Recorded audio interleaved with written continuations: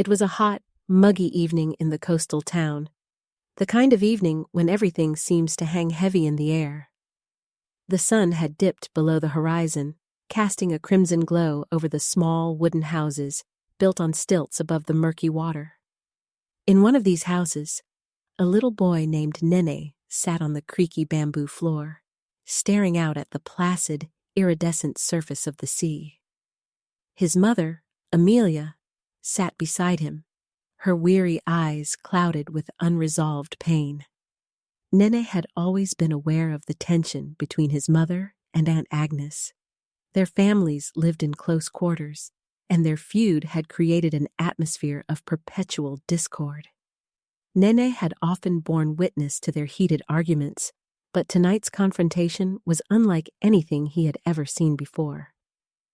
The evening had started with a mundane exchange that quickly escalated into a volcanic eruption of emotions. Nene had never seen his mother in such a state. Her usually gentle demeanor was replaced by a seething rage that had sent shockwaves through the small community.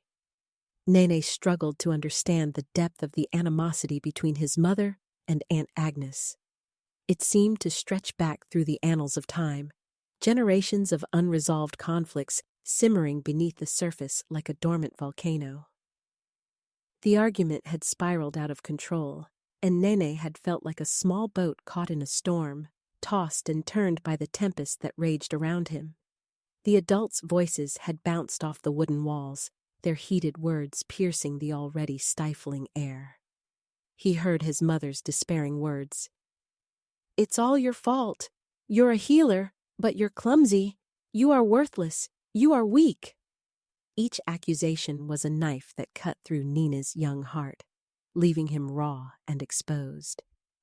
He felt a blend of anger and helplessness as he witnessed his mother and Aunt Agnes locking horns, the tension in the air almost tangible. The two women stood face to face, their eyes shooting daggers at each other, their bodies coiled like ready-to-strike serpents. Then, in a moment of sheer madness, a glint of metal caught Nene's eye as his mother brandished a knife, her features contorted by a primal rage that sent chills down his spine. He couldn't comprehend the sudden and terrifying transformation that had gripped her, turning her into a stranger before his very eyes. Chaos erupted as the two women clashed, their anguished voices creating a cacophony that seemed to drown out the world around them. Nene watched in horror as the confrontation escalated, reaching a fever pitch that threatened to engulf them all. In the midst of the turmoil, Nene's friend Janjan stood by, his face a mirror of fear and confusion. The children huddled together, their eyes wide with terror as they tried to make sense of the madness that was unfolding before them. As the confrontation reached its zenith, Nene could see the toll it was taking on everyone, the toxic cocktail of anger, resentment, and despair poisoning the very air they breathed. He felt as though he was suffocating, as if the weight of their collective emotions was pressing down upon him, threatening to crush him beneath its unbearable burden. In a heart-stopping moment, Aunt Agnes made a sudden, desperate grab for the knife, ratcheting up the tension to an excruciating degree. Nene felt his breath catch in his throat, his entire being willing the terrifying spectacle to come to an end. In a blur of movement, Janjan was seized by an older man, Tio Dulfo, who threatened to hurt him if his mother didn't relent. The threat hung in the air like a guillotine blade, casting a pall of fear over the already fraught scene. Nene's heart pounded in his chest as he watched Janjan being dangled perilously close to the edge. The abyss yawned below, its unfathomable depths ready to claim the innocent boy. The situation seemed to teeter on the brink of catastrophe, the fragile threads that held them all together, fraying with each passing moment. Nene's fear and desperation surged, a primal scream building inside him, threatening to tear him apart. But just as the precipice seemed all too real, a sudden flurry of activity erupted around them. The community had rallied, their voices mingling with the unruly cadence of the sea. They hurled sharp bamboo sticks at the specter that threatened to devour their children, their anguished cries blending with the ominous wail of the wind. And then, just as suddenly as it had erupted, the tempest subsided. The ghost, driven back by the villagers' fierce determination, receded back into the inky depths, leaving a palpable silence in its wake. The aftermath was a cocktail of relief and fury, the community reeling from the near catastrophe that had threatened to engulf them all. Nene clung to his mother, his small frame trembling with the residual shock of the ordeal. As the night wore on, the heavy, pungent scent of the sea seemed to thicken, seeping into every nook and cranny of their humble abode. Nene sat quietly, grappling with the turmoil that still churned inside him, his mother's despair weighing heavily on his young shoulders. In the midst of it all, Nene's grandfather emerged as a steadfast beacon of strength and support. His seasoned hands and grizzled visage a source of solace in the maelstrom of emotions that gripped them all.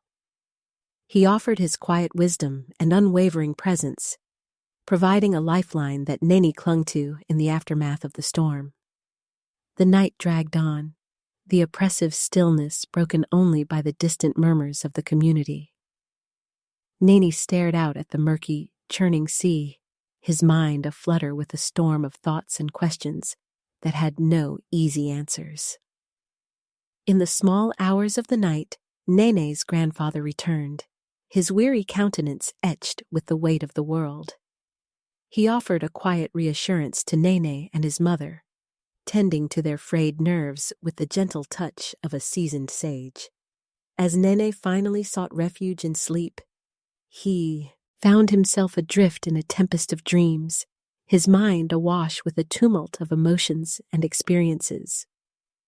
When he awoke the next morning, he found the world cloaked in a gauzy, ethereal light, as if the events of the previous night had been but a blurry, half-remembered reverie.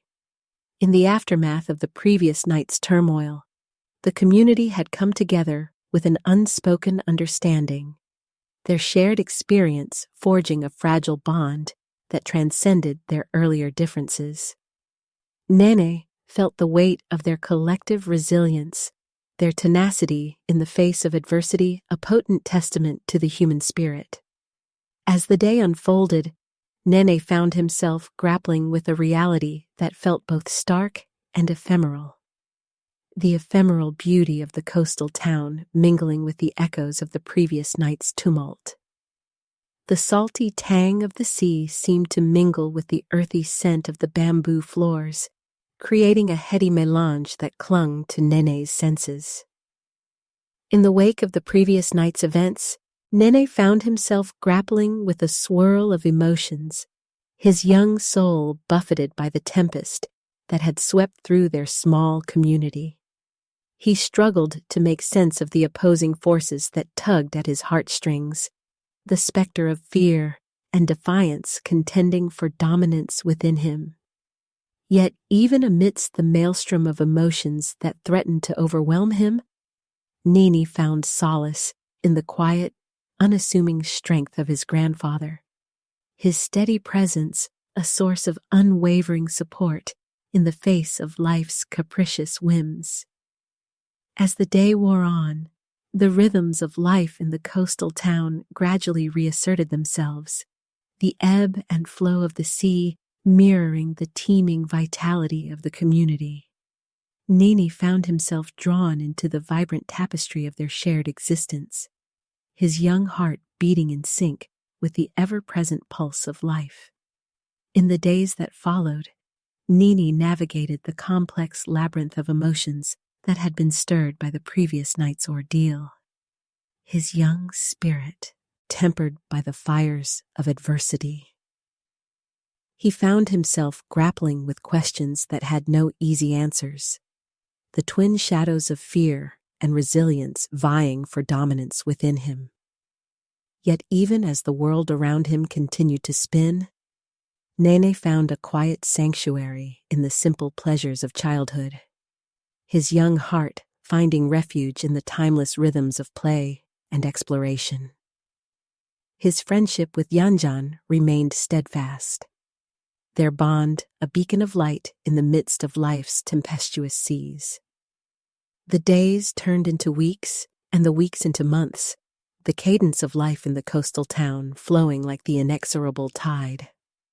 Nene found himself drawn into the rich tapestry of their shared existence, his young soul shaped by the ebb and flow of the world around him. In the quiet moments of reflection, Nene found himself grappling with the weight of the past, his young heart still tangled in the complex web of emotions that had been stirred by the previous night's tumult. Yet even amidst the storm of conflicting emotions, Nene found himself buoyed by the unyielding resilience of the human spirit, his young heart beating in harmony with the unstoppable pulse of life. In a small, tranquil coastal village where the salty breeze tickled the senses and the sound of ocean waves provided a serene backdrop, a young girl named Amelia enjoyed a warm moment with her loving mother. The sun flooded their modest kitchen, casting a gentle glow over the worn furniture and faded walls. "Mom," Amelia said with a playful glint in her eyes, "I bet you're cooking something delicious for me." Her mother chuckled, her eyes crinkling with joy. "What's cooking? Nothing, dear. But I do have a joke ready for you. Even if it's just a simple joke, your laughter always brightens up my day." Amelia grinned, absorbing the warmth of the moment. "As long as it brings a smile to your face, Mom, I'm happy to share a laugh with you." Just then, the comforting atmosphere in the kitchen was disrupted by the arrival of Amelia's father, weariness etched across his features. "Amelia, something terrible has happened," he said with a heavy sigh. "Amelia's older brother, Janjan, is missing," he added, his voice trembling slightly. "Everyone is out searching for him, but there's been no trace of him. It's as though he vanished into thin air." Panic welled up in Amelia's chest as she exchanged a worried glance with her mother. "But where could he have gone? Why didn't anyone see anything? It's like he just disappeared into thin air," she exclaimed, her voice breaking. Her grandfather, a respected elder in the village, emerged with a determined gleam in his eyes, clutching a set of tools. "I'll join the search party and do everything in my power to find Yanjan. You two stay here and wait for news. Your mother is already distraught. She doesn't need to bear the burden of uncertainty." As her grandfather and father ventured back into the village, Amelia felt an overwhelming sense of helplessness creeping over her. The passage of time was agonizing as they anxiously awaited any word of Janjan's whereabouts. As day turned into night, an eerie stillness descended upon the village, broken only by the sound of the crashing waves. In the faint light of dusk, a group of villagers set off on boats, armed with torches, on a desperate mission to find the missing boy. Amelia and her mother watched from a distance, each flicker of light on the distant horizon igniting sparks of hope and then dousing them with cruel reality. The painful wait stretched on, interminable as the shadowed figures on the boats dipped and swayed in the moonlit ocean. When the boats finally returned, Amelia sensed the tangible weight of defeat as the solemn faces of the villagers conveyed the heart-wrenching news. Janjan was nowhere to be found. Amelia's mother's grief overflowed into gut-wrenching sobs, echoing through the stillness of the night as she grappled with the dreadful reality. The village was consumed by a pervasive sense of anguish, weaving a somber tapestry of loss and despair. Days melded into weeks, and the once lively village seemed to languish under the oppressive weight of sorrow. Hope evaporated like mist in the sun, replaced by the stark emptiness that hung heavy in the air. As night descended, Amelia would often find herself tossing and turning, tormented by the distant wails of sorrow that emanated from her grieving mother. The overwhelming sense of powerlessness gnawed at her, driving her to the edge of despair.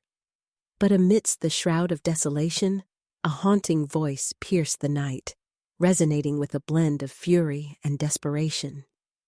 Aunt Agnes, Yanjan's mother, stood on the edge of the ocean, her cries a lamentation that reverberated through the village. "You monstrous creature! Show yourself! I call upon you to face me." Her voice echoed through the darkness, a desperate plea to an unseen entity. "You can't victimize innocent children and then cower in the shadows. Come out and face the wrath of a grieving mother," she cried, her voice carrying the anguish and rage of a heart torn asunder. The village shuddered with the weight of suffering, the relentless cries of Aunt Agnes reverberating through the night like a mournful symphony of grief. As days turned into nights, the unrelenting torment of Aunt Agnes' cries pried tender wounds open afresh, the echoes of her sorrow embedding themselves in the very fabric of the village. Amelia found herself haunted by the relentless wails that pierced the silence, a ghostly reminder of unresolved anguish. In the midst of the turmoil, a fateful altercation unfurled between Aunt Agnes and Amelia's mother, flinging the already fractured community into further chaos. The air crackled with tension as accusations and blame intersected, intertwining the threads of grief and anger in a tangled web. Aunt Agnes, consumed by a maelstrom of uncontainable anguish, directed her rage towards Amelia and her family, ensnaring them in the web of her own unfathomable suffering. "You will pay for what you did to my child, just as I have paid with the loss of mine," she seethed, her fury usurping any semblance of reason. As the spiraling conflict reached a breaking point, the fragile peace of the village faltered, a bewildering storm that threatened to engulf all in its path. Amelia and Janjan found themselves teetering on the precipice of peril, caught in the tempest of emotions that raged beyond their control. In a tumultuous instant, they were plunged into a harrowing dive, enveloped by the salt sting and murky depths of the ocean. The unforgiving darkness of the water engulfed them as they struggled against the relentless pull of the undertow, their cries echoing through the abyss. A sense of dread gripped Amelia, the haunting depths of despair reaching out to draw her into their unyielding embrace. But as they were rescued from the clutches of the ocean, the full weight of the tragedy that had befallen the village came crashing down. The loss of Janjan had carved a deep, irreparable wound in the very heart of the community, leaving behind a void that whispered of unfathomable sorrow. The days blurred into a disorienting haze, and the village burgeoned with the rending sorrow that defied all attempts at solace. The pervasive grip of desolation permeated every crevice, an unyielding companion to those left behind in the wake of Janjan's tragic disappearance. As the villagers grappled with the unforgiving tempest of grief, they sought solace in the murmurs of the wind and the unyielding song of the ocean, finding refuge in the hallowed memories of the beloved soul they had lost. Amelia, haunted by the fathomless depths of sorrow, found herself ensnared in a tapestry of grief that unfolded through the somber wails of the night. Her heart brimmed with an aching emptiness cast against the unyielding backdrop of loss, a burden that settled heavily upon her fragile shoulders. In the wake of Janjan's disappearance, Her every breath reverberated with the overwhelming sense of futility, a relentless tide that carried the weight of a community beset by unassuaged grief. The village, embroiled in the relentless torrent of sorrow, sought refuge in the fragile moments of solace as they attempted to navigate the undulating waves of longing and despair. In the muted light of dawn, as the sun whispered across the horizon, the village remained ensnared in a somber lament that echoed through the very fabric of their existence. The memory of Janjan lingered in the gentle sway of the wind and the undulating rhythm of the ocean, a wistful melody that whispered of an irrevocable loss. The story of Janjan echoed through the village, woven into the tapestry of its existence as a solemn testament to the unyielding grip of grief and the enduring strength of the human spirit. It was already late at night when the commotion outside our house began. I was tossing and turning in bed, trying to block out the noise from the two arguing voices that penetrated through the thin walls. "Dad, can I sleep through the trouble those two are causing outside?" I asked, hoping to find solace in my father's presence. "Dad, it's so noisy outside," my son said, suddenly waking up from the noise. My father sighed, getting up from his bed. "Stay here and sleep, son. I'll go out and see what's happening," he assured us before heading outside to confront the commotion. As my dad left, I turned to my son and hugged him, trying to shield him from the turmoil brewing outside our door. We listened intently to the growing tension between my father and my uncle, Tio Dulfo, as their voices carried into the room. "What are you doing here in front of our house?" My father's firm voice echoed through the night, trying to make sense of the situation. Tio Dulfo's response was tinged with agitation. "It's none of your business. The real trouble doesn't involve you. Agnes' house is where the real problem lies," he retorted loudly. The exchange between them grew more heated, and my father's soothing voice penetrated the tense atmosphere, trying to bring some calm to the situation. "If you don't want to sympathize with them, go home. There's nothing for you here," my father reasoned, attempting to diffuse the escalating conflict. My son and I remained hidden inside, the weight of the situation settling heavily upon our shoulders. We could hear the emotions teeming outside, understanding the depth of the loss that had shaken our tiny community. It was clear that Agnes had lost her child, and the grief that echoed through the night was a testament to the pain that had gripped our neighborhood. In the silence that followed my father's gentle admonition, my son whispered, "Grandpa, I'm scared. I feel so heavy." I held him closer, struggling to find the right words to comfort him. "It's okay, my darling. Let's hope for calmer days ahead," I murmured, my own heart aching for the pain my son was grappling with. Soon, my father returned to the safety of our home, his weariness etched on his face as he settled back into his bed. The weight of the night hung heavily in the air, and as the first light of dawn crept into our room, my son and I ventured out to face a new day. We encountered Janjan, a friend of my son's, his demeanor subdued as he struggled to contain his emotions.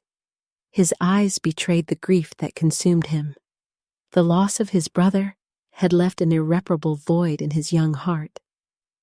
My heart broke for him, and I pulled him into a tight embrace, allowing him a moment of solace in the refuge of my arms. "I'm here for you, Janjan. I know your pain runs deep, but we'll find a way through this together," I assured him, the weight of sorrow settling heavily in my chest. As tears cascaded down his cheeks, Janjan struggled to contain his despair. "Grandma, I'm hurting. I want to be with my brother, but he won't come out of his coffin," he choked out, his pain palpable in every trembling word. My heart ached for him, knowing that the weight of grief lay heavy on his small shoulders. "I wish I could bring him back for you, my dear. The pain of losing him is a burden we all carry," I murmured, my voice tinged with sorrow. As the days passed, the tangible absence of Kuya lingered, casting a somber shadow over our community. The undercurrent of grief was a constant reminder of the fragility of life and the void left in the wake of his passing. Despite the heaviness that permeated our days, I sought ways to bring small moments of solace to Janjan, allowing him to express his pain and grieve in a safe space. Each tear shed was a testament to the love he held for his brother, and I held him close, offering silent comfort in the face of immeasurable loss. In the wake of Kuya funeral, the daily rhythms of life gradually resumed, the ebb and flow of existence continuing despite the ache that lingered in our hearts. The sound of the ocean marked the passage of time, its mournful symphony serving as a poignant reminder of the fleeting nature of life. Despite the weight of grief that enveloped us, the everyday tasks unfolded with a quiet determination. Each step forward was a testament to the resilience that permeated our small community, the collective strength of our bonds serving as an anchor in the face of adversity. Amidst the ebb and flow of daily life, each member of our community navigated their own brand of grief. Janjan, in his attempt to grapple with the loss of his brother, sought solace in the fleeting moments of childhood joy that punctuated his days, his laughter a bittersweet echo in the wake of Kuya absence. As time passed, I sought to shield Janjan from the weight of his grief, offering moments of respite amidst the tumult of emotions that swirled within him. Together, we faced the ache of loss, finding moments of solace in each other's quiet strength. The passing of days brought with it a fragile semblance of normalcy, the weight of grief giving way to the resilience that pulsed through our community. Each member grappled with the ache of loss in their own way, finding solace in the shared moments of connection that wove us together during our darkest hours. In the quiet lull of the evenings, the echo of laughter filled the air, a hesitant reminder of the light that flickered within us despite the lingering weight of sorrow. Each step forward was a testament to the endurance of the human spirit, a quiet affirmation of the strength that pulsed through our community. As the days unfolded, the weight of grief gradually found its place within the fabric of our lives, a solemn companion that walked alongside us in our journey through loss. Amidst the ache that lingered, the cadence of life continued, a testament to the resilience that thrummed within us. With each passing day, the gentle rhythm of life carried on, a steady reminder of the enduring strength that anchored us in the face of loss. Each moment of laughter and connection served as a poignant tribute to the love that bound us together, a resilient force that soared above the weight of grief. In the hours that stretched into days, the gentle pulse of life continued, each breath a testament to the fortitude that nestled within our hearts. The weight of loss settled into the background, a silent tribute to the resilience that propelled us forward with each moment that unfolded.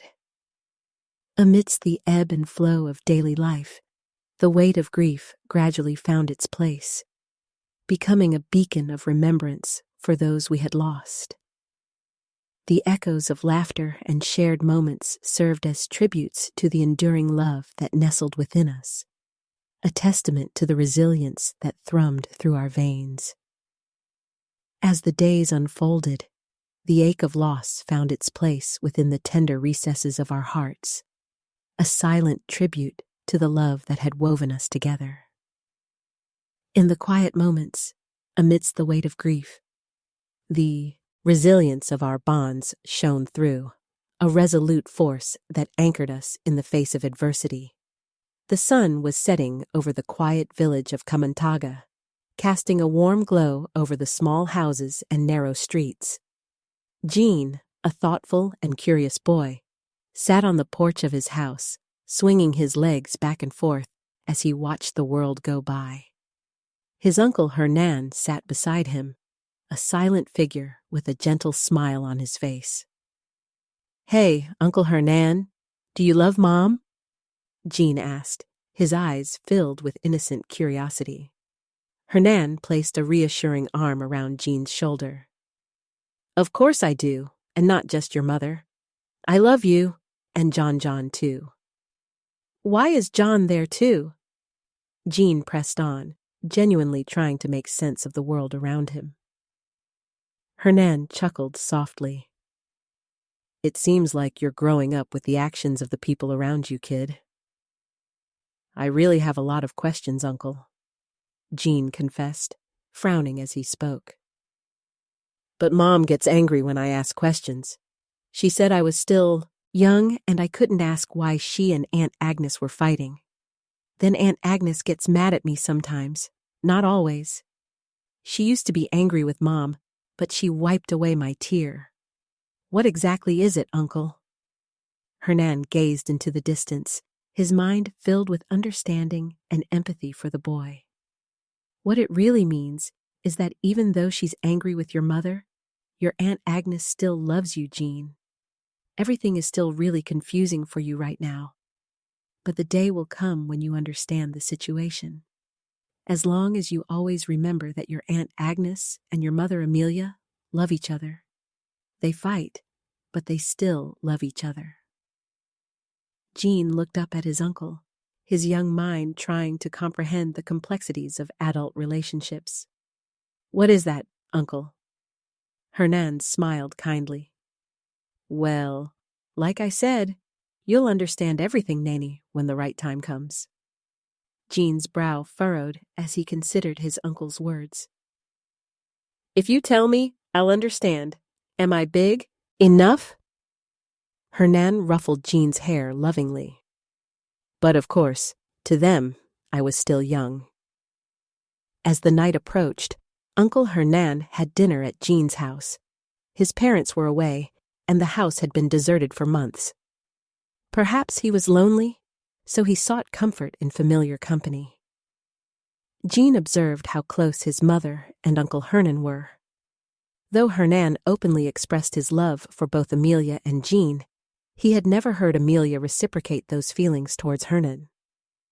The adults' opaque interactions perplexed the young boy. After dinner, Hernan left to visit their neighbor, leaving Gene and his mother alone at home. As Amelia prepared to have a bath, a knock on the door interrupted their quiet evening. "Mom, someone is knocking. Shall I open it?"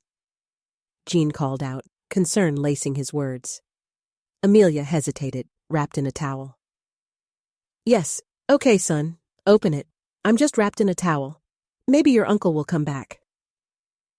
As Gene opened the door, a shockingly unwelcome guest stood before them. "Oh, baby, is your mother in there? Oh, come on. This is Uncle Dulfo," the man announced brashly. What is he doing here?" Amelia questioned, her voice laced with tension and anger. As the confrontation unfolded, the situation escalated to a terrifying degree. Voices rose, and Gene's distress deepened as tensions mounted. "Uncle Dulfo, what do you need from my mother?" Gene's small voice pleaded as he clung to Amelia's side. Amelia's distress amplified, and Gene agonized as he watched her grapple with the dangerous situation. "Uncle Hernan, please help us. Help, please," he pleaded desperately as fear and confusion engulfed him. "Uncle Dulfo, what do you need from my mother?" Gene repeated, his voice quivering with unease. In the midst of the chaos, Uncle Hernan rushed to their aid, and the situation spiraled into physical violence. Gene's world shattered as he witnessed the unimaginable, his young heart aching for the safety of his mother. Later that night, as the tumult settled, Jean sought solace in Uncle Hernan's comforting presence. "Hey, Hernan, I don't think that guy really killed him. To this day, he still hasn't returned, and it's clear to all of us that he was taken to sea. We don't know, because it's possible he was eaten, and it's also possible he was hidden."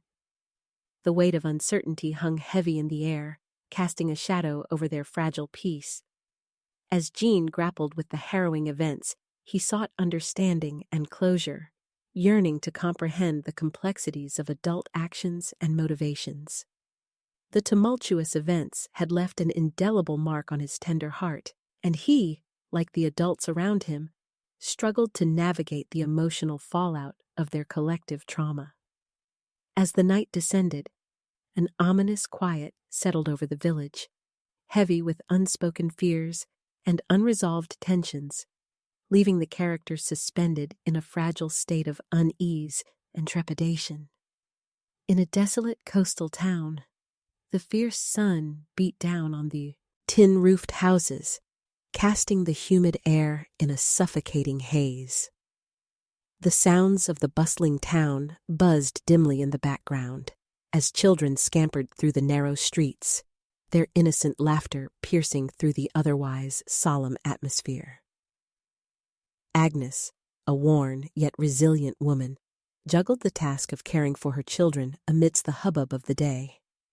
Her husband, a man rumored to be entangled in nefarious dealings, had vanished without a trace. Left alone to fend for her family, she hustled through each day with arduous determination. Many whispered about her husband's dubious affair and his impetus to abandon his loved ones, but Agnes paid little heed to the malicious gossip. The shrouded absence of her husband had veiled the town in an unusual hush. The eerie calm that loomed over the hamlet was a stark contrast to its normal cacophony.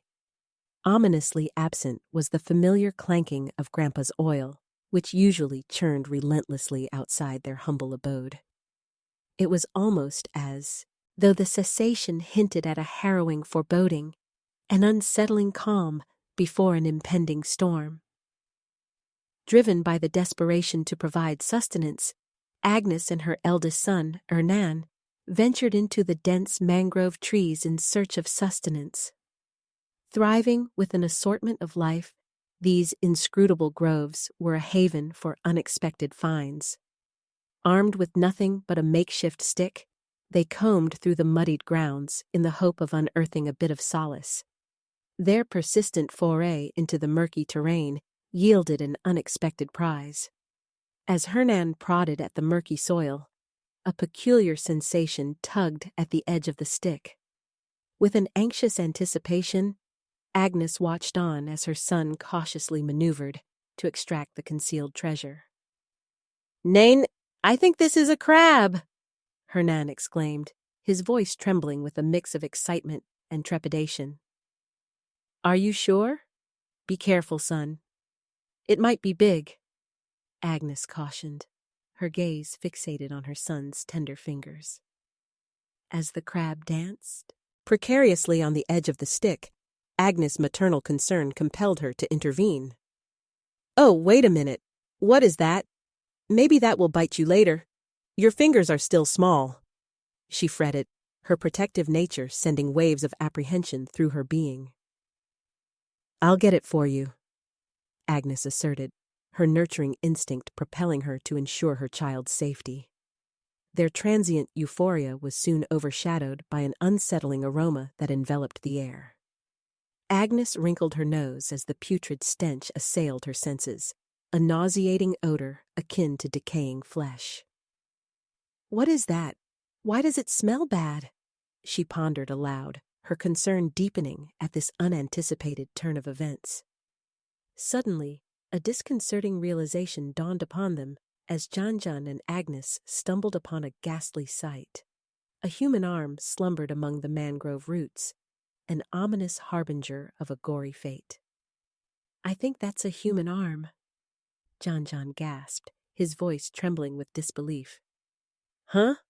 Mom, please have a hand here," Hernan implored, his urgency palpable as he sought Agnes's guidance.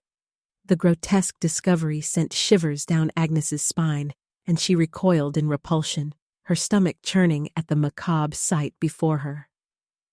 "Oh my God, Mom! Come here! Whose arm is that?" There. You move first. I'll just look at this," Agnes instructed, her voice choking with horror and revulsion. The grim realization dawned upon them with harrowing certainty.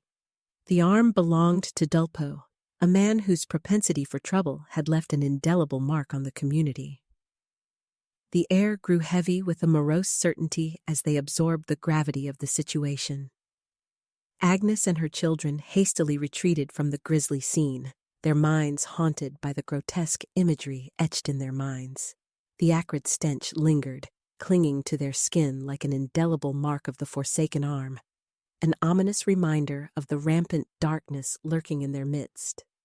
Despite attempts to wash away the rancid odor that had permeated their beings, the insidious specter of the arm lingered, toying with their frayed nerves.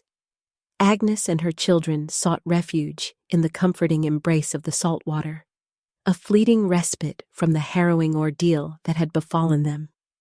But the tranquility of their reeling minds was short-lived, as the ghastly revelation cast a grim shadow over their once serene existence.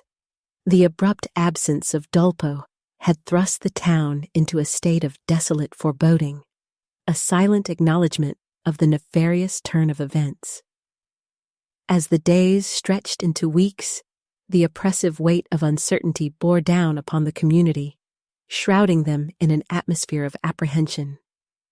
The palpable absence of Dulpo evoked a fragile peace, one mired with a haunting intimation of the encroaching darkness that loomed over their town. Amidst the enigmatic quietude that had descended upon their home, Grandpa Polding steadfastly carried on with his vocation, concocting elixirs and tinctures to aid the ailing members of their community. Agnes and her children dutifully lent a helping hand, their compassionate hearts driven by a desire to alleviate the suffering that plagued their brethren. The semblance of normalcy sought to take root, but the community's tentative tranquility was shattered when a distressed mother approached Grandpa Polding, beseeching him to rid her daughter of an affliction that tormented her. The agitated woman implored Grandpa to close her daughter's third eye, her voice trembling with fear and desperation. Agnes sought to decipher the cryptic rituals that unfolded before her, her curiosity piqued by the enigmatic dance performed by Grandpa Polding and his companions. The mystical spectacle unfolded against the backdrop of the sea, the rhythmic cadence of the waves weaving a paradoxical tapestry of hope and trepidation. The forms of the invisible began to possess Grandpa, engulfing him in an ethereal dance that defied comprehension. Agnes struggled to reconcile the mystifying fervor that had gripped their community, her skepticism warring with an inexplicable sense of awe. "What is Grandpa doing? Did you see what they were doing?" Agnes probed, her inquisitive gaze darting between her children. The perplexing display sought to bridge the chasm between the realms of the seen and the unseen, ushering in a milieu of fervent belief and spectral intrigue. Agnes grappled with the enigmatic facets of the ceremony, her mind roiling with a jumble of emotions and unanswerable queries. The medley of poignant emotions that coursed through Agnes was daunting, her inner turmoil mirroring the tempestuous tumult that embroiled their community. Grandpa's unwavering resolve to alleviate the suffering of their brethren was anchored in a bedrock of compassion, an indomitable spirit that sought to defy the overt darkness that had ravaged their home. The lingering absence of Dulpo left a pronounced impact on the townsfolk, a potent reminder of the inescapable repercussions that eclipsed a life mired in depravity.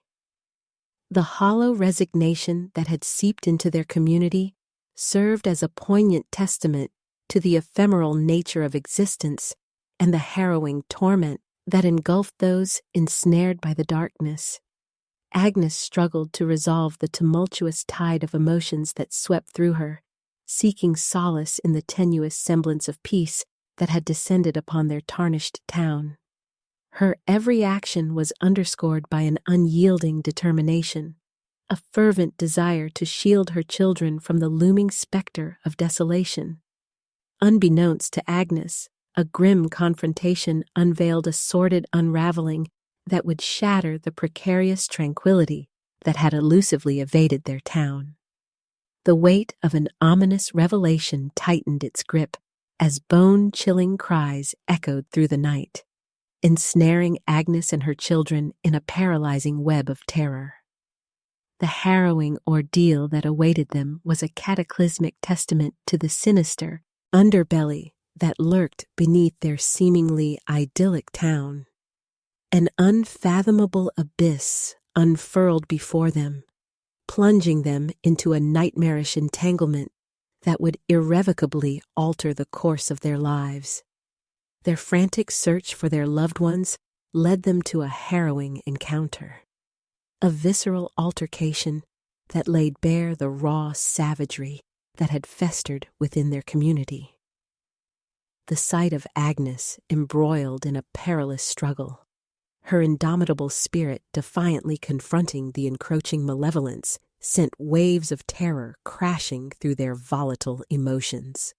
Amidst the chaos that erupted, a disconcerting realization took root as Agnes grappled with a debilitating wound that threatened to sever her from the embrace of her loved ones. The pall of uncertainty that shrouded her impending fate sent ripples of despair through the ruptured foundations of their family. As Agnes clung to precarious consciousness, her children endeavored to tread the tremulous path between hope and agony. The vivid tableau of agony that unfolded before them was an immutable testament to the indomitable strength that emerged from the rubble of despair. Agnes's resilient spirit became a beacon of unwavering hope, anchoring her children amidst the tempestuous tumult that embroiled their lives. Their fervent entreaties for her recovery were an impassioned plea that echoed through the crevices of time, drowning in a sea of unspoken prayers and fervent longing. The indomitable perseverance that coursed through Agnes was an unwavering testament to the unyielding spirit that had tethered her to the fabric of her existence. Her valiant struggle against the relentless encroachments of darkness ignited a firestorm of resilience that raged within the hearts of her loved ones. As Agnes fought valiantly for her life, her children grappled with a tumultuous blend of fear and determination, their gazes locked in a silent communion of hope and fervent yearning. The irrevocable imprint of their shared trauma would forever bind their hearts in an unbreakable union, a testament to the strength that burgeoned from the crucible of despair. The tempestuous night eventually waned, cloaking their beleaguered community in a solemn shroud of silence. Agnes' battle for survival became a poignant testament to the indomitable spirit that coursed through their quaint town, forever etched into the annals of their collective memory. Amelia was sitting by her mother's side, anxiously waiting for any sign of consciousness. Her heart ached as she watched her son crying out in fear and confusion, her eyes filled with tears, mirroring his distress. Aunt Agnes was frantically trying to treat her mother's wound, but the louder the cries, the more overwhelmed she became. Tío Hernan's strong demeanor faltered as he collapsed under the weight of their family's agony. Janjan, sensing the need for privacy, gently led Amelia away to give Uncle Hernan and Aunt Agnes the space they needed to tend to their mother. "Ouch! Sister, I'm here!" Amelia exclaimed, trying to hold back her own tears. "Hang on. Fight back if you don't want to get slapped," Janjan reassured her. "Hernan, Dulfo," Aunt Agnes cried, Sister Agnes already killed him, so let him go, as long as you are important. Your child sees you, so fight for Nene, Janjan encouraged, trying to console his cousin. Confusion and disbelief flitted across their faces as they desperately urged each other to hold on. Amidst the chaos, Nene, her son, and Amelia's distressed calls for her mother and grandmother filled the air. Just stay there, and there. That's when we avenged your brother, Janjan whispered fiercely, trying to buoy Amelia's spirits. Be strong, Aunt. We'll kill that ghost, he vowed, trying to infuse some hope into their dire situation. Ouch! It hurts so much, Amelia gasped, her pain palpable. You can do it, Amelia. Just bear with it. It'll be over soon, Janjan encouraged, trying to provide some semblance of comfort. Why won't this bleeding stop? Amelia cried out in frustration. I'll do it myself. Your hands are shaking, she muttered, her resolve steeling her trembling fingers. As the pain persisted, Janjan urged her to hold on. Don't leave Grandma. He needs you, he implored, his desperation tinging his words. Amelia was taken aback when she heard her mother call Aunt Agnes sister. The significance of the moment was not lost on her, filled with surprise and confusion. Despite their extraordinary efforts to save their loved ones, both Amelia's mother and Tio Hernan eventually succumbed to unconsciousness. Sister Agnes, overwhelmed with the depth of her emotions, fainted once again, her strength tested beyond measure. That wolf is truly an animal. I thought he was dead. He really came back to Amelia and... Janjan trailed off, his words heavy with sorrow. Sister, your eyes are puffy. You are afraid of losing your brother, Aunt Agnes observed, her voice quivering with emotion. Are you really mad, Hernan? Janjan's question pierced the tension, igniting palpable unease between them. Understanding passed between them as Aunt Agnes cast a pained gaze in their direction. Yes, Amelia is my sister, my youngest brother, she confessed, her voice choked with sorrow. Why are you fighting? You should love each other. A child's innocent question pierced the strained atmosphere. Oh, they love each other, an elder interjected, trying to alleviate the tension. But they are always fighting. Sometimes they chased each other with brooms, sometimes with knives. If they are not separated, they will really kill each other. Another voice chimed in, recounting the volatile past. That's not true, because even if you let them, they won't kill each other, right? They love each other. Just imagine, a hopeful voice interjected, trying to lighten the heavy air. As tumult and chaos unfolded outside, Janjan and Amelia hurried to the window to witness the turmoil. What should we do? He attacks people, someone exclaimed, panic creeping into their voice. Strained and anxious, Aunt Agnes helped reassure the children, warning them of the danger lurking outside. As the commotion grew, they stood rooted in fear clutching at their hearts. People are shouting that the enemy is attacking, Janjan observed, scanning the chaos unfolding before their eyes. I stood up and looked at the oil. And yes, it's a mess, Amelia confirmed, her heart hammering in her chest. Sister Agnes, watch over the children. He is angry. Maybe because we killed Dulfo? Someone cried out urgently. But be careful, Hernan, another voice cautioned, the gravity of the situation weighing heavily upon them. It took a moment for Father Pooling to concoct the antidote to the ominous liquid festering in the small bottle. I'll take care of finding it, sister. Just don't neglect the children, including Amelia, Tio Hernan assured, his voice filled with resolve. A groan resounded from outside, slicing through the tension that hung heavy in the air. We approached Aunt Agnes, and she hugged both Janjan and me. We were both scared, and the people's shouting was the most dominant. Uncle Hernabus hurried home once he got what he needed, Amelia recounted, the fear palpable in her voice. And the people were shouting, saying that the Kamantaga had returned to the water. My God, Hernan! He said he went back into the water, she lamented, fear gripping her heart. You stopped the people on the beach, but acted differently. You guys are so arrogant. It's going up here, someone pointed out, anxiety lacing their words. Sister Agnes, if he was angry because you killed Dulfo, he would probably look for the person on whom he smelled Dulfo's scent. And if you're the one he's looking for, Ate Agnes, it's clear that Dulfo's death is the reason for his anger. Tio Hernan reasoned, the weight of the situation settling heavily upon him. Oh, then I can't be with children. Aunt Agnes realized, an unsettling truth dawning upon her. Yes, he can also smell Dulpo on Amelia, so just get ready for that, someone cautioned, casting a worried glance Amelia's way.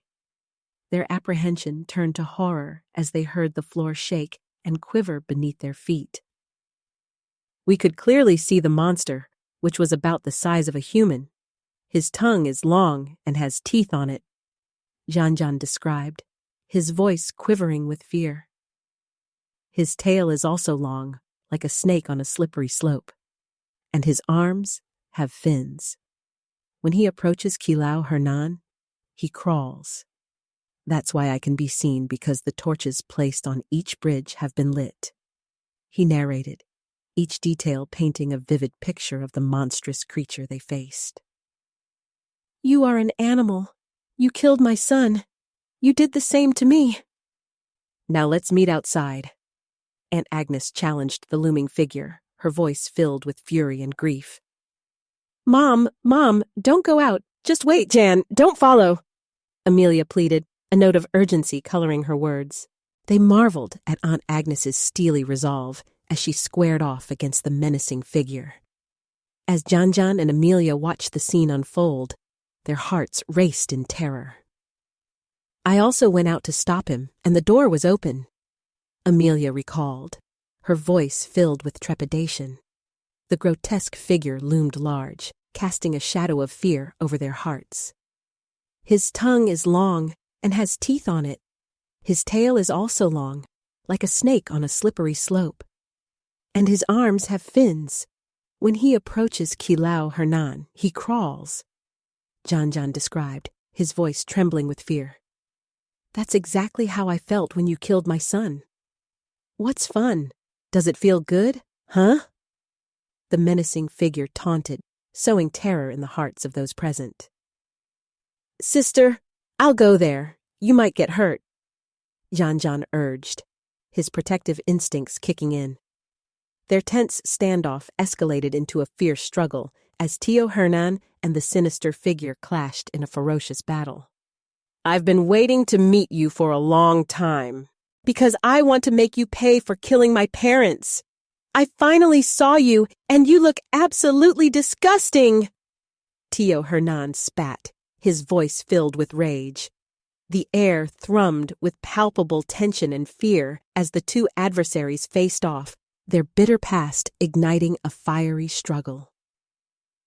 As the tension escalated and the battle raged on, Janjan and Amelia clung to each other, their hearts in their throats. I've been waiting to meet you for a long time because I want to make you pay for killing my parents. Tio Hernan sneered, his words dripping with venom. The weight of his hatred hung heavy in the air, igniting a fierce struggle between the two adversaries.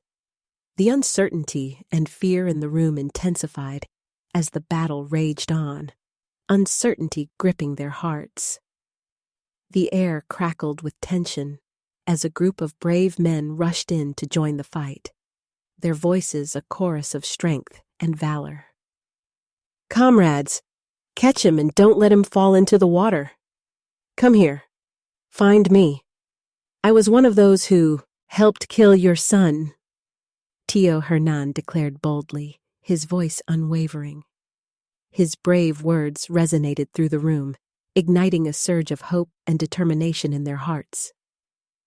Tío Hernan and the monstrous figure locked in a fierce struggle, their rage and hatred colliding in a violent clash.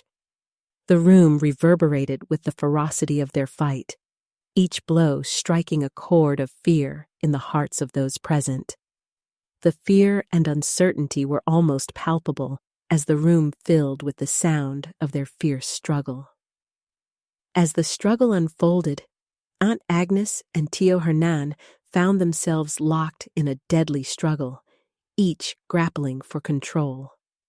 The room filled with the discordant sounds of their battle, each strike raising the stakes of their conflict.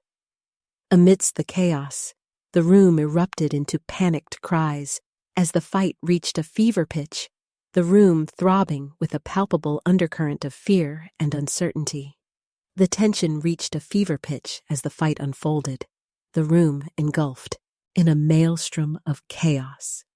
Their hearts raced with fear and uncertainty as they watched the violent clash play out before their eyes. The room was filled with the discordant sounds of their struggle, every blow echoing through the air. As the battle raged on, the room filled with cries of terror and uncertainty, their voices mingling in a cacophony of fear. The uncertainty in the room was palpable as the violent clash unfolded, each blow heightening the terror in the room. Their hearts hammered in their chests as the room erupted in panicked cries, the fear and uncertainty hanging heavy in the air. Fear and despair gripped the onlookers as Tío Hernan and the monstrous figure engaged in a violent struggle, their battle unfolding in a fierce clash. The room reverberated with the violent echoes of their struggle, igniting a terror that gripped at their hearts.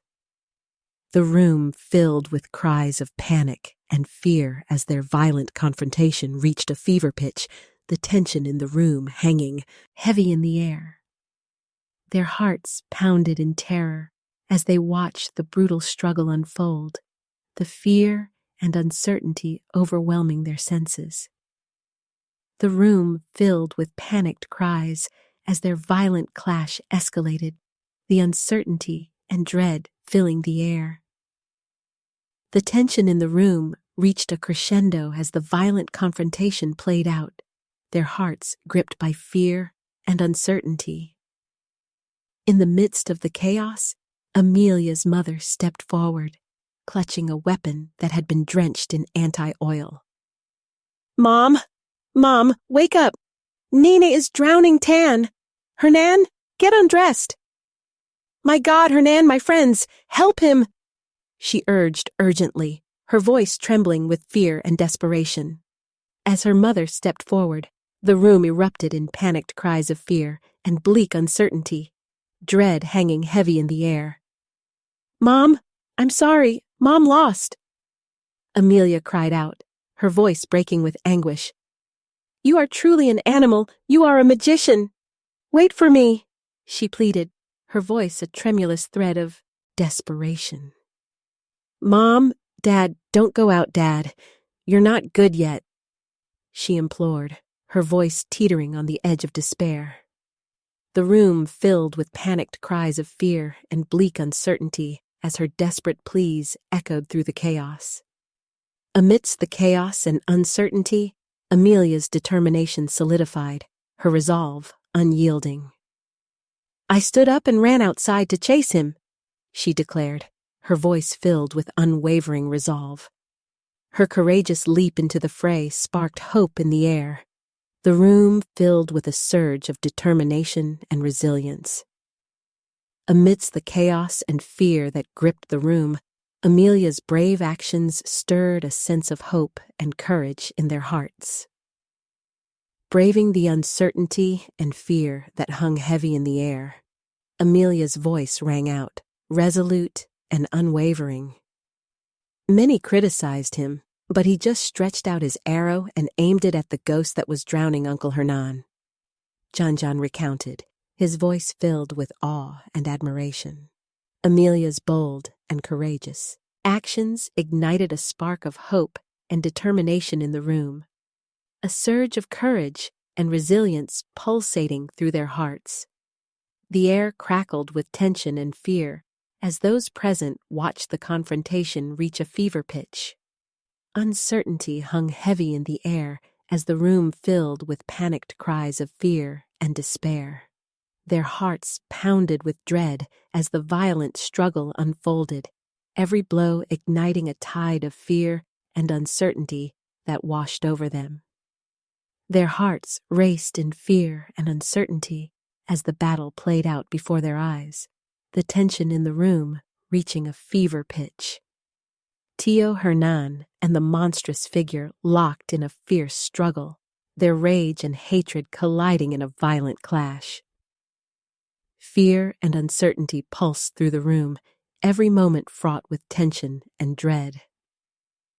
As Tío Hernan and the sinister figure clashed in a ferocious battle, the room thrummed with tension and uncertainty.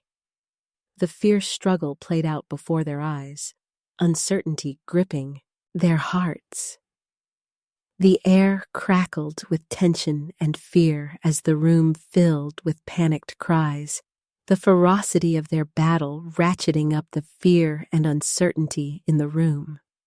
The room erupted into panicked cries as the fight reached a fever pitch, the room throbbing with a palpable undercurrent of fear and uncertainty.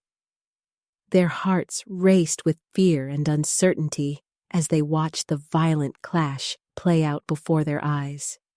Each blow struck a chord of fear in their hearts, uncertainty and dread hanging heavy in the air. Fear and despair gripped the onlookers as Tío Hernan and the monstrous figure engaged in a violent struggle, uncertainty hanging heavy in the air. The discordant sounds of their battle reverberated through the room, igniting a terror that gripped at their hearts. Their hearts pounded in their chests as the room erupted in panicked cries, the fear and uncertainty hanging heavy in the air. The violent clash between Tío Hernan and the monstrous figure escalated, the room filled with the discordant sounds of their struggle. Fear and dread gripped the room as uncertainty hung heavy in the air. The room was filled with panicked cries as the fight reached a fever pitch, the fear and uncertainty pounding through the air.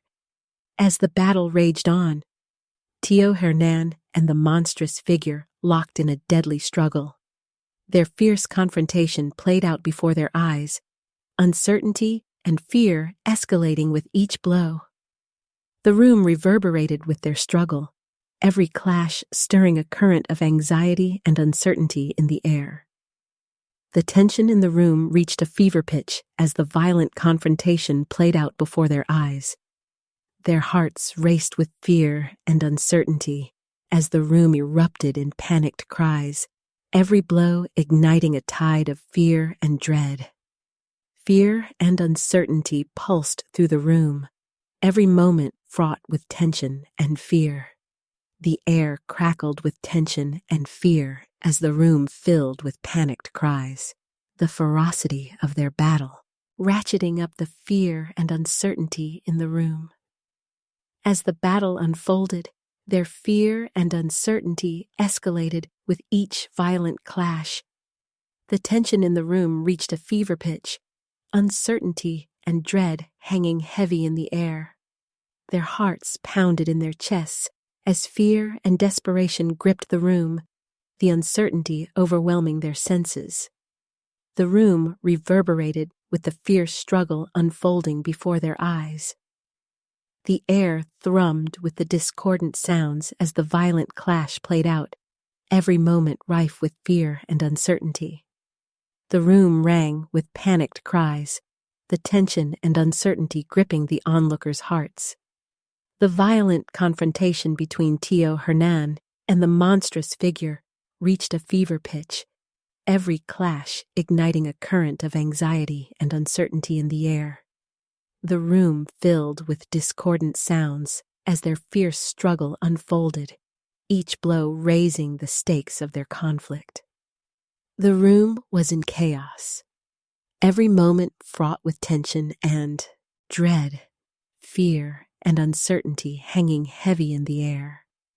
Their hearts raced with fear and uncertainty as the room filled with the discordant sounds of their struggle.